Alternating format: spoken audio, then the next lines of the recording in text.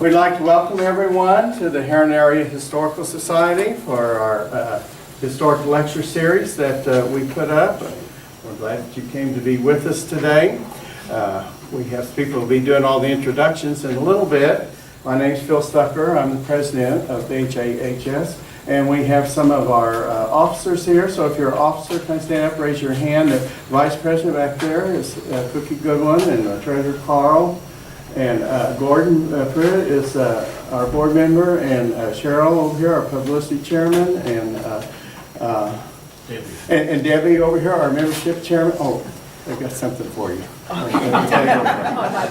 And Rosemary and Gail Mathis back here at the reception desk. We want to remind you all there's some cookies and tea over here, and you're welcome to get that. If you want to get some before we get started, you better start now.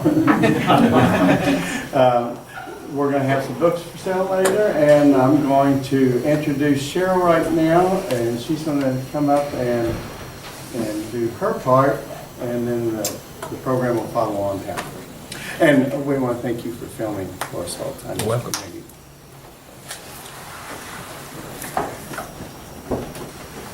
Well, we're very pleased that all of you could be here. It's a much cooler day than it's been the last 3 weeks, so we need to continue to pray for rain, do rain dances, anything that we can do to ensure that it might rain. I want to call attention to this in case you don't own this. We have a very special price on it. It's a 2-disc set. It's called The Magical Season. Many of you have it, but maybe some of you don't. It's a wonderful Christmas gift, and they're only $10 for this. And we have a few of those here at the reception desk. So if you'd like to have one, we certainly hope that you will buy it. Are there people in this room who are here for the very first time, who have never been here? If you would just raise your hand. There's several of you, so welcome. We hope that you'll come again. So that's probably thanks to Herb Russell that they've come today to hear his program. I also want to call attention that the bookworm owner is behind you at the rear of the room, and Carl Rexroad, and he has come, and he's going to have not only Mr. Russell's books, but he also has, some of you asked about Gilliam Ferguson, who spoke so wonderfully well just about a month and a half ago. So that book is for sale as well. We hope that you will join us in 2 weeks. Carl and Cookie Goodwin have asked a couple of the administrators at Herrin Hospital, Terrence Farrell, the new administrator, if you haven't met him, and then Kathy Cerruti, who is just a wonderful part of Herrin Hospital, and she's in public relations. And they'll be coming here and talking about the history of Herrin Hospital in 1914. If you were born at that hospital, if you have ever had surgery at that hospital, if you're old enough to have seen the big guns in the 1920s, we hope that you come. There are actual bullet holes in Herrin Hospital where the gangsters go fuss and fight up there. We're very glad to have a member of the class of 1959 with us today, and her family were certainly historical and wonderful members of our community. Lael Springer, her parents were Mr. and Mrs. Wally Springer. So Lael has come to be with us today as a guest of Carl and Cookie. So, without further ado, I will give you Gordon Pruitt, who is responsible for Herb Russell being here. And you're going to love this book. Gordon Pruitt.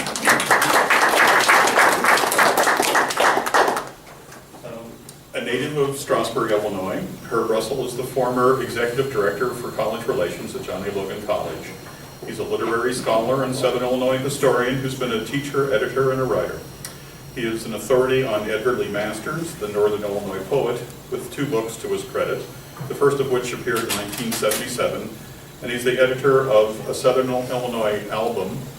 Carl, do you have a Southern Illinois album that you could perhaps hold up? And it's a wonderful book that came out in 1990, I believe, and has a number of wonderful classic photos of Herrin and the area around Herrin taken during the Depression. In the 1980s, Dr. Judy Siders, this is the anecdote that I didn't tell you about, the former head of the clinical center at SIUC, recalled, one day when Herb was working for the Coal Research Center, I encountered him wandering around campus.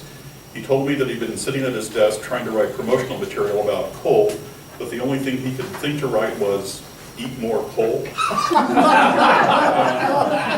At that point, he decided it was time for a break.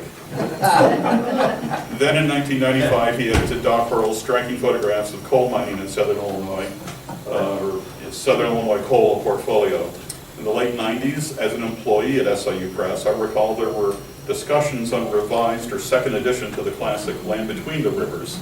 And I believe that Herb's book of today, The State of Southern Illinois, which takes a fresh or revisionist view on Southern Illinois history, is a direct result of those talks.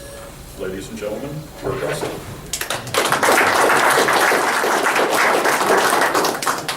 I have one introduction for a person who's helped me for many years with all of my research. She is my wife, Thyra.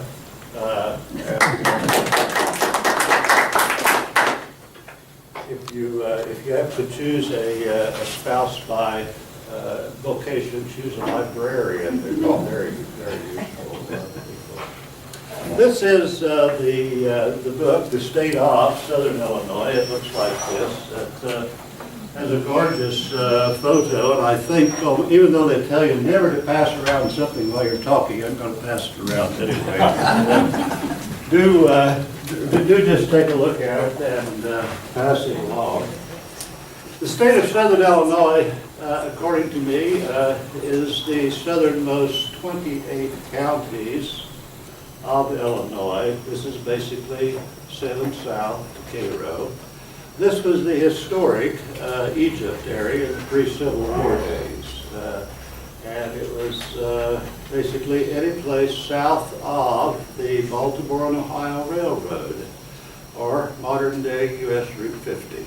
If you were south of U.S. Route 50, there was a time that Northern Illinoisans and the Chicago newspaper thought that you were a secessionist who would probably secede whenever the Civil War broke out. And as we'll circle back to that in a little bit, that turns out, of course, to be wholly false. The State of Southern Illinois is a fairly ambitious book. It begins about 300 million years ago with the laying down of limestone and sandstone.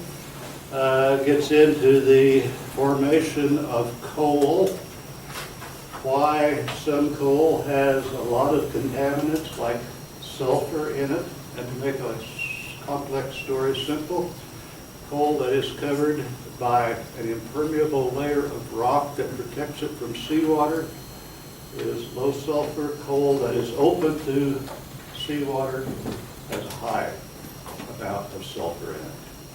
And that determines everything. That is where high sulfur coal comes from in this particular region. And it's one of the principal stumbling blocks, of course, to coal's full utilization.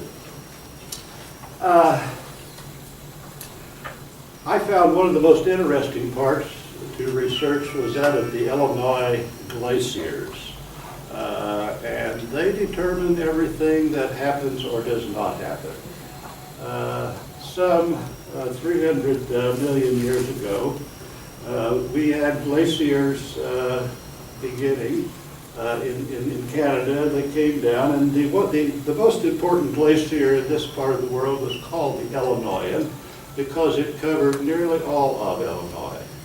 And it came as far south, the Illinoisan Glacier, as Illinois Route 13, where it stopped. And it didn't stop exactly in a straight line, but it did so enough so that if you wanted to say, okay, it stopped on Illinois Route 13, you would be accurate for most practical purposes. What stopped it? Some people say it was the Shawnee Hills. I don't think that was true. I think the Illinoisan Glacier, here comes some humor, was defeated by the Southern Illinois heat. It got this far and it melted. And there's some basis for that explanation also. In any event, glaciers build soil when they go over rocks and grind everything up, and they mix it with nutrients. The area from about Effingham south to Illinois Route 13, Carbondale, Marion, Harrisburg, had only one glacier. It has soil that is not as good for farming as areas north of Effingham, where they had 2, 3, or more glaciers. So those Yankees got the black soil, and we got the gray soil. Now, the glacier is important too. After the Illinois glacier, we had a second glacier called the Wisconsin, which reached only to about Effingham. And the Wisconsin is the unusually rich one. It melted, receded, and reformed, and then it left us with some really good soil, Champaign area, anything north of Effingham and that too. And it is this glacier that is responsible for some of the chief differences between central Illinois and southern Illinois or Egypt. The glaciers, if you take them together, they also determine where our rivers are. Glaciers have to melt.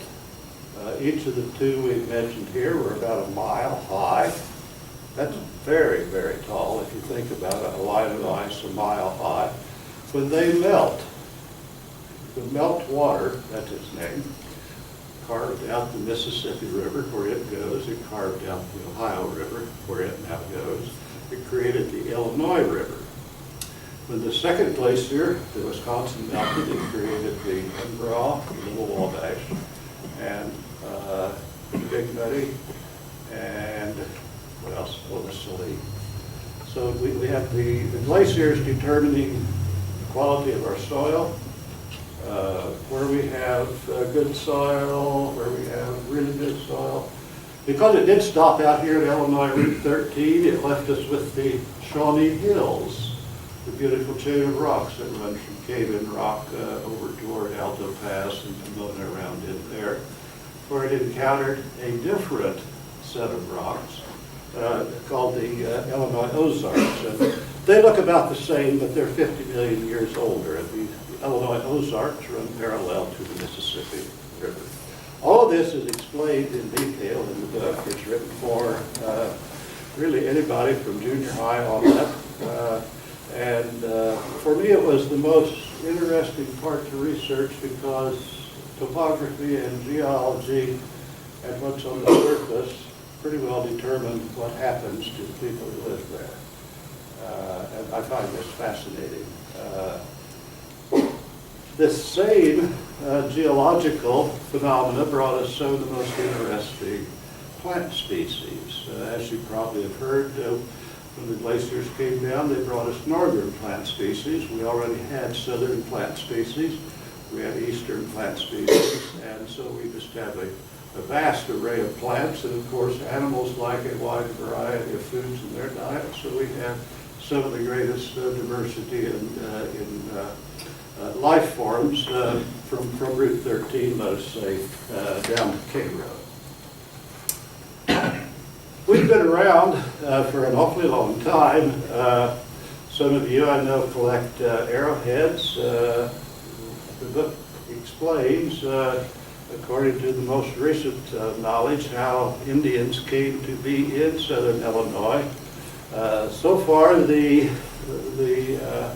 Bering Strait explanation seems to work the best, that the Indians came out of northern Asia on a bridge of land that was available for them to cross when the oceans had dropped. And why had the oceans dropped? All the water was tied up in glaciers. So the water's tied up in the glaciers and the rock. The water in the ocean has been reduced, and so you have a land bridge some 60 miles wide or so from Asia to what is modern-day Alaska. Fascinating. Now these Indians who came across and landed around here some 9,000 years ago, they are not the same ones that the white settlers first met, however. Indeed, these Indians are the ones who evolved to the great mound builders. I don't know if you've been to Cahokia Mounds. If you have not, you really have to go over there.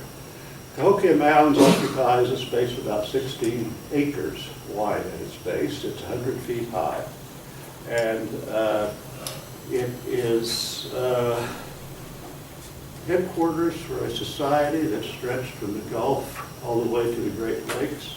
And Cahokia Mounds was the capital city. It had about 20,000 people in it. It flourished from about 950 AD to about 1350 AD. And then something happened. We don't know what. The trouble is that the Indians who were there did not keep written records. And in the absence of written records, we only have supposition as to what happened or what did not happen. Still, that is a fascinating area, and well worth the trip if you have not been there. The French were the first whites to settle in this area, and the French did one thing for which they are normally not remembered, but they created an awfully lot of trouble for us. They introduced black slavery. And the French arrived out of the north in the late 17th century. They settled predominantly over on the Mississippi side, but they traveled over to the Ohio side. And they had trading routes all the way from Kaskaskia north past Effingham, Danville, all the way to Detroit. They were principally a river society. And what are the French doing here? They're trapping furs. Beaver in particular were a highly valued commodity in Europe. So they're trapping beaver and other fur-bearing animals, drying them, getting them to the port in New Orleans, or taking them up the Great Lakes to the East Coast to send back to France. Like all societies that were not industrialized, they didn't have enough manpower, so that caused them to bring black slaves to southern Illinois in about 1720 or so. Nobody can say for sure how many they brought, but it was those black slaves who created a problem for Illinois that just went on and on and on, and it still, of course, is a part of our permanent legacy. Part of the black slaves become interesting to us is where we've had inaccurate explanations of how they got here.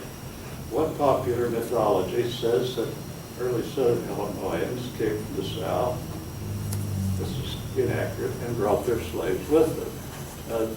That's generally not true. Most of southern Illinois settlers were so poor they could not have afforded slaves. And they came here looking for land. And if they did not have land in the south, there was a good chance that they didn't. They were sharecroppers, or they were rented themselves out to work for other farmers. If they were that poor, they normally did not have, were unable to own slaves. That is one of the items in the book that I am at some pains to correct. One of the misimpressions that simply because you are in southern Illinois that you are in some way related to activities in the south. Part of that's true and part of it isn't.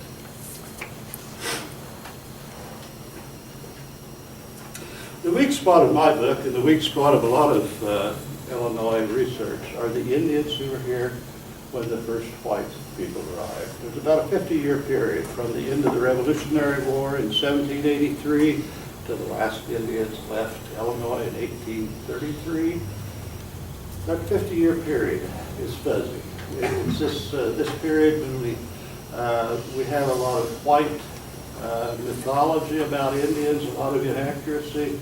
A lot of the folklore comes out of this period, part of it concerning Ohio River activities. I don't know if you're aware of it, but all those stories we've heard about Cave and Rock being a place for a den of pirates, not true. There was one fellow who's real bad man, but he's not the one who created all the stories. Most of the Cave in Rock stories were folklore. They were passed along sometimes by historians with PhDs who weren't reading their materials very carefully, and they have become established Oh, on the History Channel, you still see something about the, in fact, I saw something yesterday about the pirates who used to live at Cave Rock.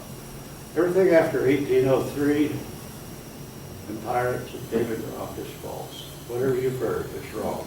There was one fellow at about 1803, he ended up hanging from a branch in Tennessee, and he was the bad guy, and that's it. There were no pirates at Cave Rock. Hollywood told us this, everybody told us, but that's one of the misconceptions. The most interesting part of my book after the geology were the revisions to the Civil War history that I found. When I came to the area some 40 years ago to begin graduate studies at SIU, I'd heard for years that Southern Illinois supported the South during the Civil War, and you can still hear it at respectful gatherings of faculty members introducing the new candidate for a job. Southern Illinois supported the South during the Civil War, or we sent an army of men down to help with the Confederacy. Some say it was a regiment, some say it was a battalion. At any rate, there's a mysterious army that's supposed to have existed from Southern Illinois, this area, and they went south at the start of the Civil War. They did this because of the supposed sympathies with the South. That's not true either. There was no army. It never existed. The Southern Illinoisans who came, who were in Southern Illinois at the start of the Civil War had no reason whatsoever to return to the South. It had been a terrible place for them. If they'd liked it, they would have stayed there. They came here because Southern Illinois offered them opportunities, land, and freedom. Some of them were also slippery characters fleeing the posse. They weren't always the members of the honor society of their particular towns. In any event, the Civil War and this mythical army, I think this book may finally put that story to rest. And here are the details. About 1991 or 2, the old states in the Confederacy began finally to get their military records available to all and sundry. The advent of the computer and the sharing of knowledge electronically enhanced this greatly. And so it is now possible to see who left Southern Illinois in the opening days of the Civil War from Carbondale and Williamson County, to see what unit they went into in the Confederacy, to see where they were born, and to see how many there were. The army that left Southern Illinois in May 25th, 1861, one that shows up in the history books, the faculty tees in downtown, consisted of 34 men. That's a fairly small army. Of these 30 had been born in the South. They were men who, when the war broke out, went back home because they had family there. One of the 34, we know this from the records of the unit that these 34 went to. Only one had been born in Southern Illinois. And he soon came back to Marion because with what we nowadays call a hardship discharge, his 16-year-old wife was expecting, and she had nobody to look after her. In part because he had gone off to the Confederate Army, and the neighbors didn't like that, so there was nobody to help out the child. Item 2, the enrollment records or enlistment records from Southern Illinois are really startling. During the first 16 months of the war, the 16 southernmost counties, that's basically from here to Cairo, those 16 southernmost counties enlisted at an enlistment rate of 40% of eligible men in the Union Army. The average for the rest of Illinois during the same time period was 28%. southernmost Illinois, Egypt, if you will, greatly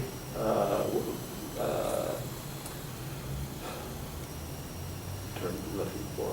At any rate, southern Illinois have been enlisted at a far greater rate than their central and northern Illinois counterparts.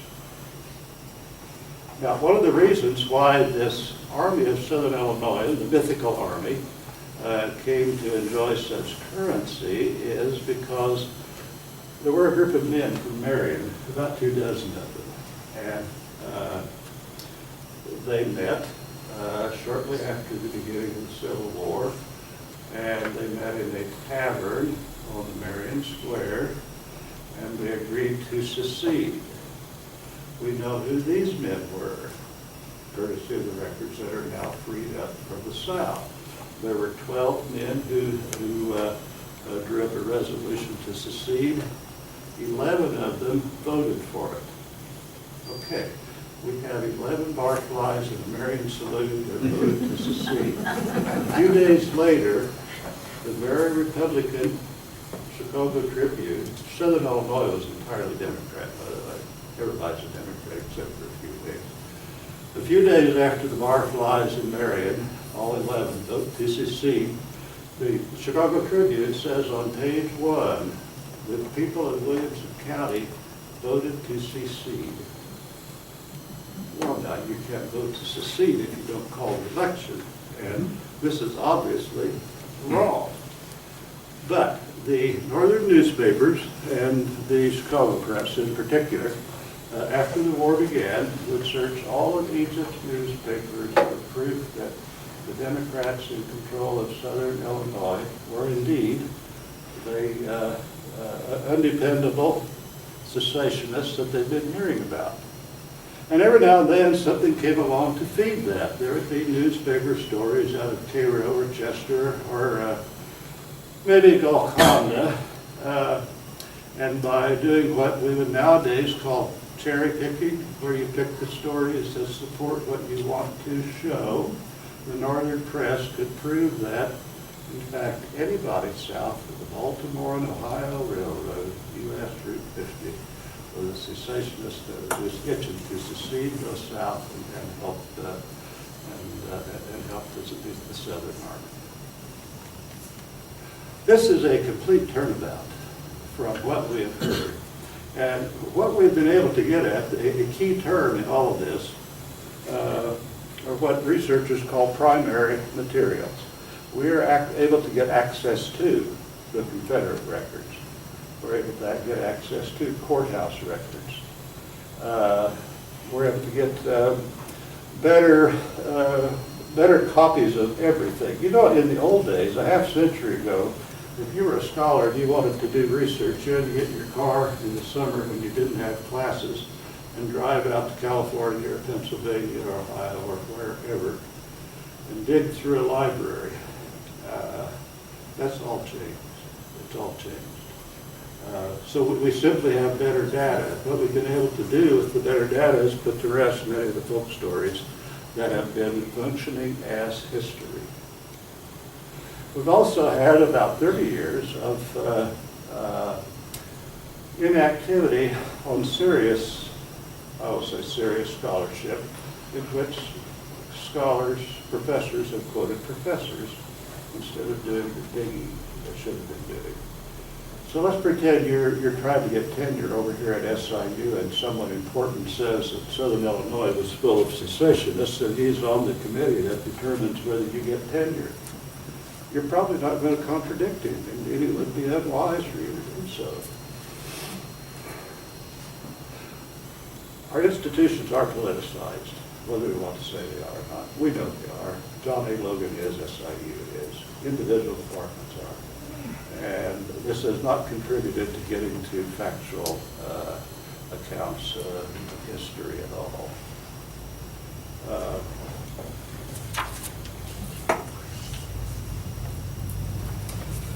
The men from Marion had one other thing they did, and they're very clever with it. And they were very clever men, by the way, these 24 or so men who were serious about secession.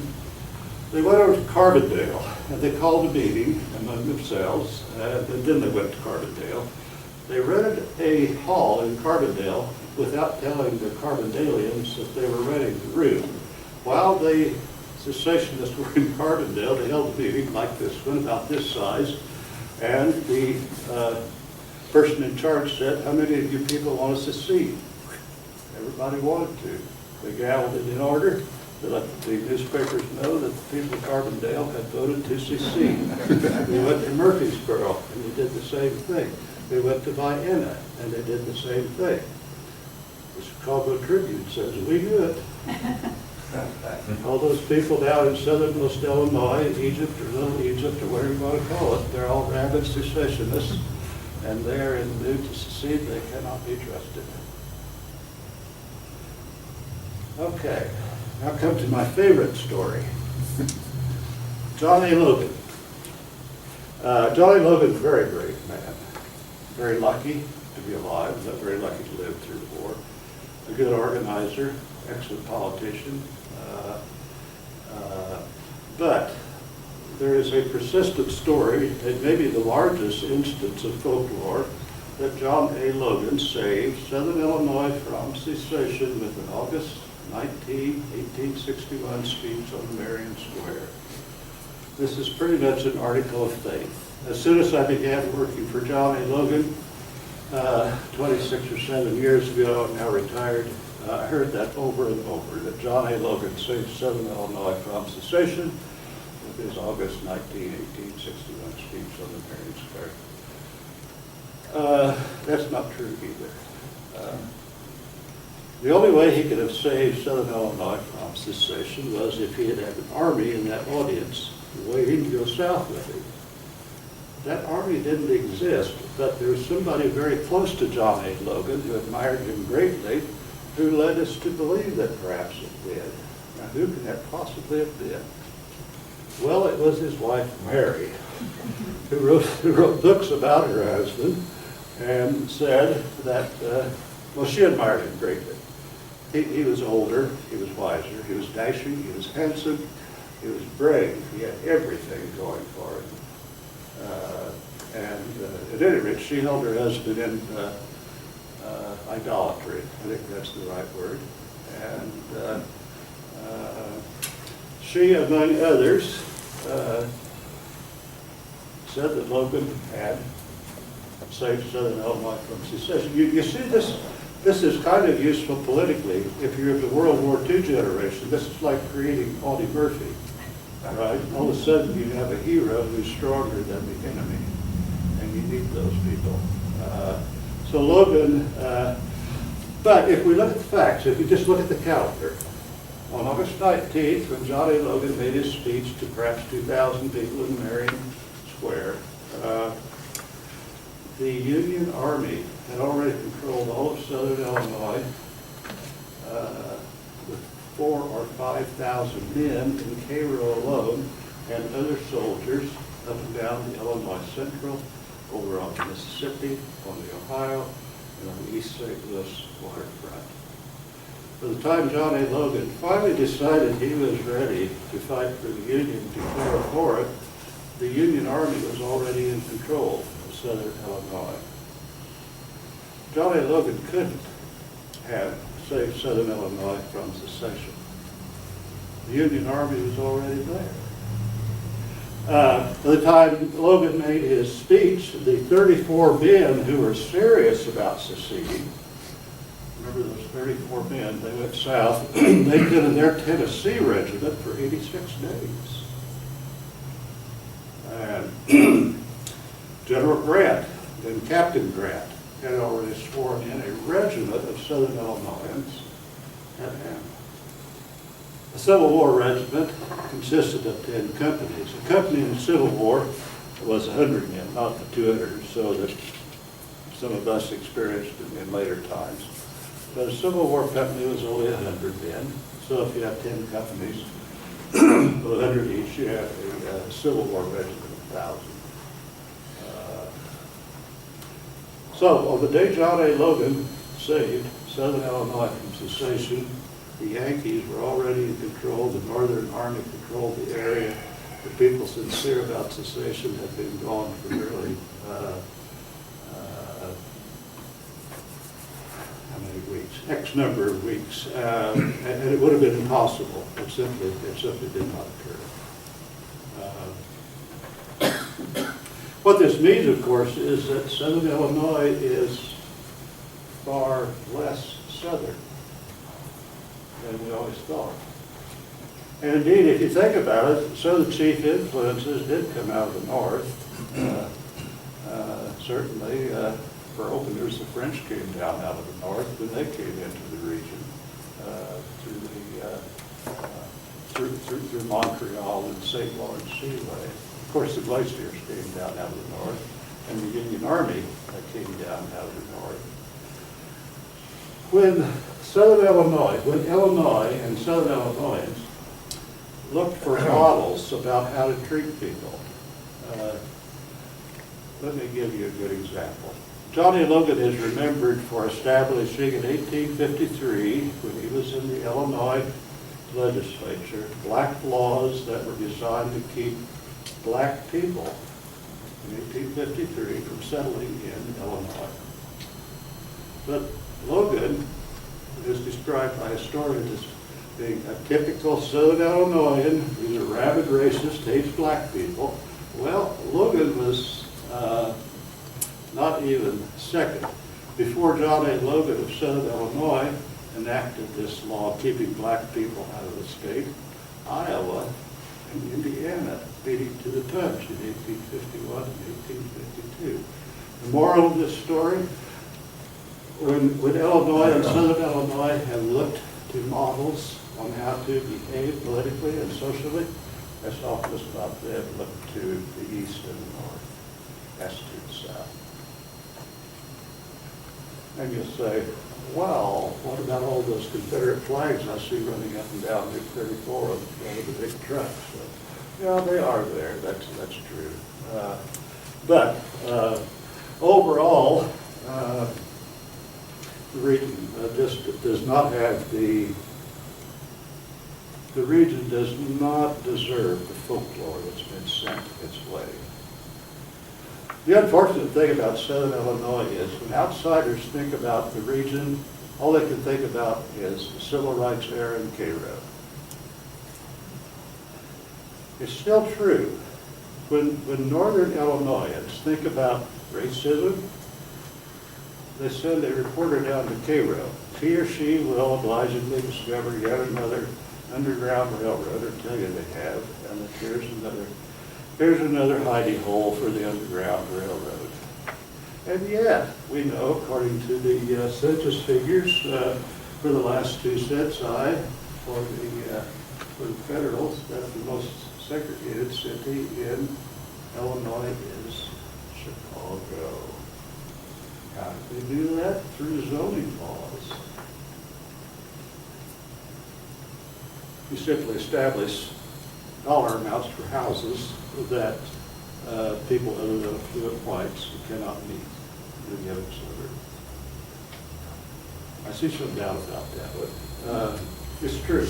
It is true.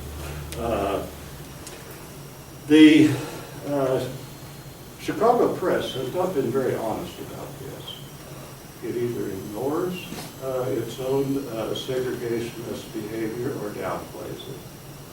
And we all know how stereotyped the mainstream media are.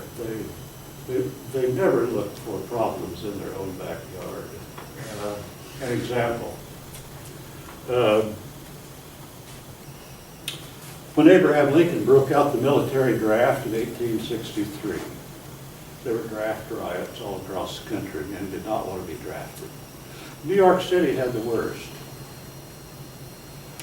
New York City, within sight of ABC, NBC, CBS, headquarters killed 20 blacks and made 73 more disappear, presumably dead. Why don't we ever hear anything about the racism of the New York City riots? I think it's because a lot of the scholars, a lot of the media are still just repeating the easy old stereotypes. As a means of dealing with such stereotypes, everything in the book that's passing around has a source. Absolutely anything that seems controversial has what we could call a footnote, has a source. It's easy to find. If it was controversial, I included 2 sources. It has a bibliography, has an index, 240 photos. Some of them are historic photos. Most of them are just modern photos by perhaps 30 or so of the region's best photographers. I'm the worst of the bunch. Every now and then I would be in a place where I had to take a picture and I didn't have a photographer whose skills exceeded mine, which would be most of them. I think you'll like the book. It has large sections on the railroads. The railroads are responsible for Southern Illinois towns, for SIU being where it is, for the wealth and prosperity that Southern Illinois enjoyed in the last half of the 19th century. How the railroad shaped Southern Illinois is an interesting story in itself. And I find it particularly fascinating because it goes hand in glove with the development of all the little towns we have around here, all the county seats. Ever so many towns came into existence because of the railroads. Egypt's nicknames, final point. Egypt sometimes called Little Egypt, supposedly because a hoochie-coochie dancer named Little Egypt did a dance in Chicago at the 1893 World's Fair. That's not true either. There was no woman named Little Egypt at the 1893 World's Fair. In 1933, 40 years later, when Chicago celebrated its centennial, there was a dancer who claimed she had operated under the name of Little Egypt at the 1893 fair. Where did the Little Egypt name come from? Well, the real Little Egypt had nothing to do with Chicago. The real Little Egypt was a Middle Eastern lady who was doing an indecent dance at a New York gentleman's club when the newspapers got wind of her indecent dance and the police closed it down. It was in 1896 that the name Little Egypt came to be synonymous with dancing, carnival dancing. The story is preposterous in a way because after the name Little Egypt became well known, this 60-year-old lady who had been at the 1893 fair did a few rusty gyrations at the 1933 fair and said she was the one who had been the real Little Egypt and who was the source of all that fuss and furor. Now, when the man who was the director of the Chicago 1893 fair, one Saul Bloom, wrote his autobiography, one of the things he went to some pains to say was that I'm writing this biography not only to tell what I did, but also to say what I did not do. One of the things I did not do was have a dancer named Little Egypt at the 1893 Chicago Fair. I think that covers the salient points of the book. It is a revisionist history. That's how it will be described in book reviews. Nobody's shouted me down just yet. Haven't had any hostile comments from the audience. Last time we were here, you know, there's a gentleman who didn't agree with that famous Indian battle that may have taken place near West Frankfort in 1802. And I don't know anything about it.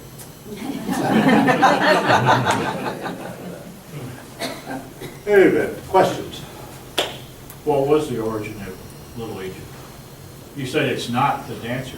Oh, there was a instead of the dancer in Chicago, there was a Mideastern lady, an entirely different woman in New York City in 1896. I'm almost sure that I have read back in 1860 somewhat about referring to Egypt, in this area. Not Little Egypt, but as Egypt. Oh, yes, that's true. Egypt has a nickname for the region that's been around since the 1830s. Yeah. Egypt since the 1830s, Little Egypt since the 1930s and 40s, the other Illinois since 1957. They go by that name.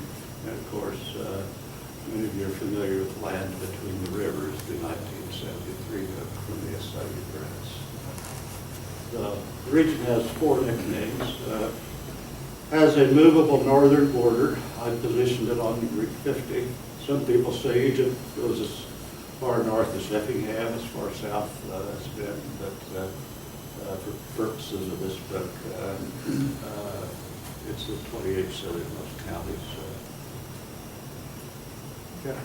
So the story about the famine in northern Illinois and all these people came down here to Egypt to get our products. Although that is, I believe, correct. Yeah, but even the name Egypt is not exclusive to southern Illinois.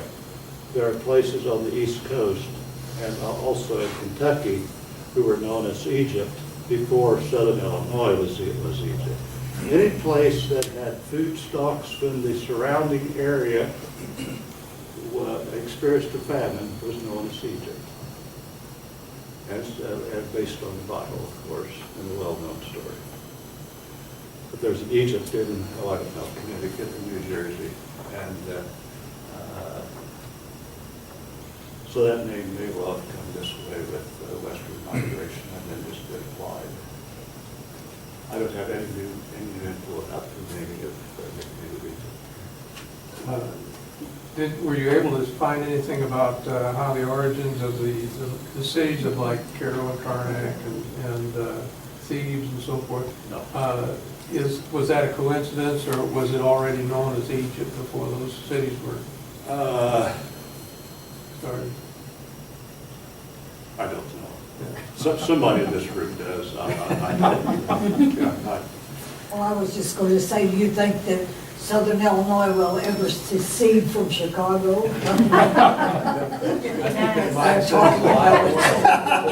Well, there is an interesting story there too.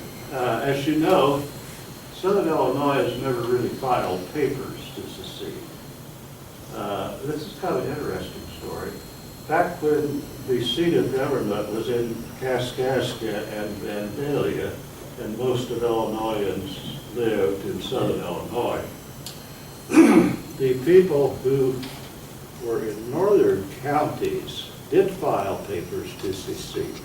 They wanted to secede from Illinois and join the future state of Wisconsin. Now, this will sound familiar. Why did the people in the northern counties of Illinois want to secede? They didn't think they were getting their fair share of tax dollars. So they did file papers. Congress ignored it, and it died. That was that. In other words, the only serious attempt to secede in Illinois happened in northern Illinois, reduced to zero, nothing. I don't think it'd probably be a good idea for southern Illinois to secede. You know, Thomas Jefferson had this idea that Egypt could have been named Polypotamia, the land of many rivers, Polypotamia. And he laid out a rough map according to that. And I think that would have been okay. It would put southern Illinois, among other southern, mid-south states, did away with the strange ways of Chicago and produced a state that was long on the east-west sides instead of north-south. And just look how happy Kentucky and Tennessee are.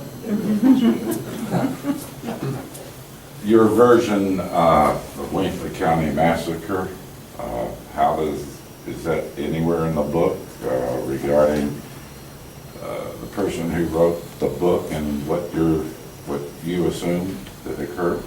Oh, I think everything that Paul Angle, Bloody Williamson, as far as I know, what he says is accurate. Yeah. I don't know much more about that. A lot of people have passed through that territory. Gordon probably knows more about that than I do. This isn't really a question, but you might be interested in this. When my husband and I retired, I wanted a guest book for everyone to sign. My daughter said, I've got it taken care of. She bought the Southern Illinois album, so that when people came in, they could look through it and sign it wherever they wanted.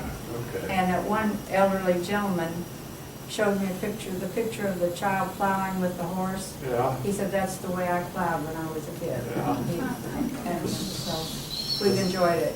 The Southern Illinois album was a pleasure to work with. Somebody at the press suggested that we look for these 1930s photographs taken by Roosevelt's PR photographers. They came here because Southern Illinois was unusually hard hit with the Great Depression, and so they took pictures of Southern Illinois and suffering from the Great Depression. Newspapers published them for free, and Roosevelt then used them to pass his social programs. You know, I get calls every now and then from people who say, that's my house, or that's my father, or I knew him or her. Yeah, that book was a pleasure to work with. Other questions? When many of us were young, the book that was most interesting about Southern Illinois was Legends and Lores of Southern Illinois. Did you explode a lot of those legends and lores, revise them, reference them, or anything such as that? I did reference John Allen, who left two nice books, It Happened in Southern Illinois, Legends and Lore. John Allen also noticed that when he looked at the names of the people who were going from town to town to town to give the impression Southern Illinois wished to secede, those 24 men from Marion who went to Carbondale and Guyana and Murphy, he noticed that the same names showed up over and over. But I don't know if he quite connected the dots. You know, that this is all just kind of a hoax. These guys are going around voting to secede. Papers say town X, town Y, town Z voted to secede, and that there's really kind of a guerrilla warfare because very few men are doing a lot to shape public opinion. Very smart. The only problem that scholars have with John Allen is he didn't use footnotes. He didn't tell where he got his information. And of course, he was a journalist, and he was not a trained historian. He was just good at what he did, but people who followed him all wish he had told where he found his information. Yes, I read everything of his that I could find. I went through some of the photographs taken by Allen, hoping that I could get a look at photographs taken by John Allen, but alas, he wasn't much of a photographer. A little better than I am, but not much.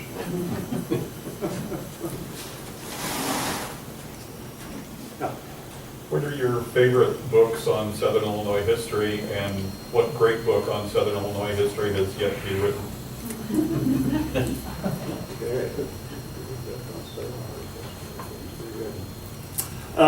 Well, certainly I've enjoyed just ever so many books. I think one of the most interestingly written is not very big, Baker Brownell's The Other Illinois, published in 1957. It's a very good snapshot of Southern Illinois in the late 40s, early 50s. A great book about Southern Illinois. In other words, you're saying the definitive book about Southern Illinois. I guess it's yet to be written. I don't know what it would be. I've just started reading some of the history of Southern Illinois, and I got interested in the Civil War area and the Mound City shipyards. And also Logan's activities down there in Vicksburg. I'm looking for more material that treats those two things. Okay. Did you put some things in your book about that? I do have a little information that's not really anything new about the Mountain City shipyards. They made heavily armored and heavily armed gunboats to go down the Mississippi and Tennessee rivers and the Cumberland. But no, I'm afraid I don't have much new about that. I visited Vicksburg a couple of years ago Right. and found out that the Carroll, the boat that they pulled out of the river Right. down there and is on display, Right. was built at Mountain City Okay. and populated mostly by Carroll residents. Okay. And nobody died when it sank. Yeah. Great information. Yeah. Anything else? Yes. Me again. This Route 50 Baltimore and Ohio Railroad basically followed the Mason-Dixon line, correct? Not quite. I mean, extend out from that, but I mean, the Mason-Dixon line would kind of come across southern Illinois. I think it'd come closer to Springfield. Okay, well then that's a lot of southern Illinois then. So the point being, Abraham Lincoln had a working knowledge of southern Illinois, visited Crenshaw, another war, visited Crenshaw at the old slave house where the salt mines were at. Would he have tried to preempt something by sending in so many troops to southern Illinois so quickly? Was he trying to put a garrison here to keep Illinois from succeeding? Or was it just a big buildup, you know, for the rivers, the shipyards, and just getting, just fortifying a very strategic place? So Lincoln too believed the rumors that southern Illinois wanted to secede. He told General McClernand to try to keep southern Illinois right side up. Now, so, yeah, Lincoln believed what he was reading in the press. Was it General Prentice that brought them down to Cargill? General Prentice? Yes. Yes, that. From Chicago? Yeah, right. Yeah, some, 590 men or something like that, yeah. That's true. Looking to the future of Carroll, since we've spoken of it, those of us who visit there, and you can still see the great remnants that are there, are you ever optimistic, Herb, that it will ever come together, become a tourist venue? I have a Republican answer. If a multi-millionaire buys the whole town, bulldozes it and puts something there that can fight the floods. Cairo is a terrible place to build a town. It's built on sediment and sand. It's subject to the whims of the New Madrid earthquake. It gets hit by the two biggest rivers in the United States. Metropolis would probably have been a better place to build a town. Cairo, of course, just happens to be the delta built by old river silt, and it was certainly a good place for a strategic army to begin operations against the Confederacy, but so far as a place for people to live, my personal feelings is, or that Cairo is not a good place for a town. Too wet.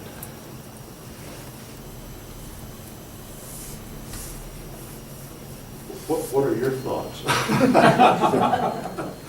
Well, I think when visitors come to the area and either through the university or whatever, they go down there and they have these highest aspirations for the city because And they're very old disappointed. mansions and the Yeah, there are some mansions, but alas, beyond a few things, there's not much to look at. I don't know, but yeah, Cairo's just Cairo. Cairo is southern. Of all the cities that we have in Egypt, I think Cairo is legitimately a southern city with southern values and southern problems.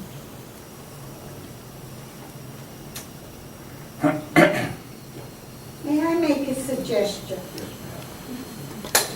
I wish you or somebody like you with your knowledge and expertise would write something on the coal mining industry in southern Illinois. I think it is fascinating. I think we all come, or most of us, grandparents, great-grandparents, because of the coal mining industry. And I'd love to, I've got so many pictures that have been given to me that are, date back to 1901, 2, 3, when they were just starting to build those mines. No, I do not want to do it. I want you.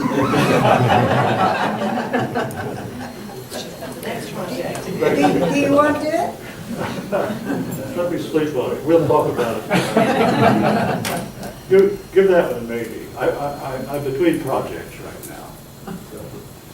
Now, we did do a photo book of Southern Illinois. I've got that. Got that, I've and got that. it's a little dull, and No. you want something a little earlier. It's not dull, it's just I've got that.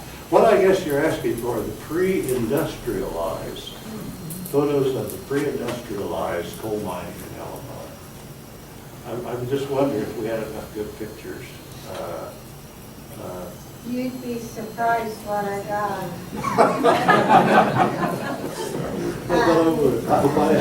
Well, I had people who gave me, Okay. and then when their parents or grandparents died, they said, "You're the only one I know who's ever shown an interest here." Well, that's a familiar story. Yeah, here, take Yeah. it. So, it's either I do something with this, give it to you to do something with, or, I don't know, I'm running out of room. Aren't we all? Well, there's always the, either the county or the state historical. I know. The Abraham Lincoln Presidential Library in Springfield, they have the newly renamed library, Abraham Lincoln, has just become a beacon for artifacts. That's interesting. There's a picture in the book of a Golconda lady named Mildred McCormick who died recently. And she had in her possession an 1864 receipt from a Confederate raid on the family grocery for $2,500. We walked off the place. The Ohio River was low when came across. And she gave it to the library. So just in case something happens to me, there's always a backup plan. Yeah. But we're going to talk through. Anybody else? Dessert, anybody? Sir, Marcy, will you sign some books that Oh, you yes, purchased yeah. today too? So we're thanking him, right, Bill?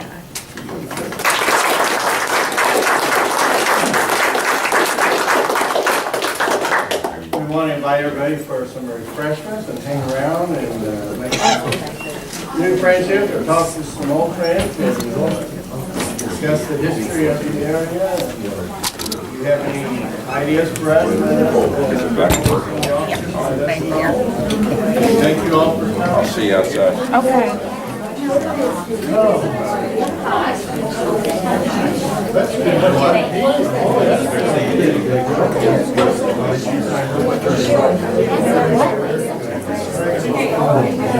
I've been gone for this week. Thanks a lot, guys. Yeah. Oh, I'm sorry. I don't have it.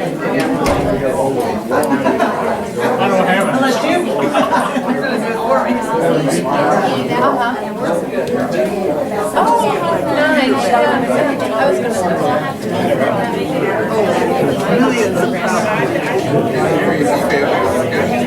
well, I've been getting them now.